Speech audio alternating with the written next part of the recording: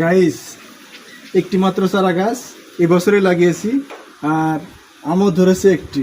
দেখতে পাচ্ছেন যে আমটি দেখতে পাচ্ছেন এটা হলো আম্রপালি আম। তো এই আমটা পাকার জন্য আরও কিছু সময় নিচ্ছে। তো আমি এই কারণেই প্যাকেটিং করে দিচ্ছি আমটা, কারণ প্যাকেটিং করে দিলে আমটা অনেক দিন লাস্টিং করে। আর আমের যে একটা কালার হয়, একটা সুন্দর একটা, এই প্যাকেটের এই কালারটা হবে, আমের এই কালারটা চেঞ্জ হয়ে যায়। প্যাকেটের যে কালার আছে এই কালারটা হবে।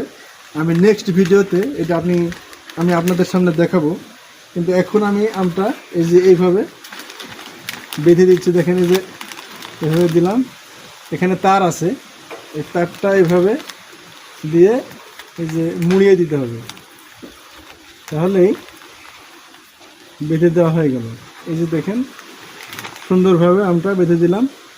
এখন যখন আমটা পেকে যাবে তখন আবার নেক্সট ভিডিওতে দেখাবো যে আমটি কত সুন্দরভাবে এখানে সংরক্ষণ করা হবে। ভালো থাকবেন সবাই।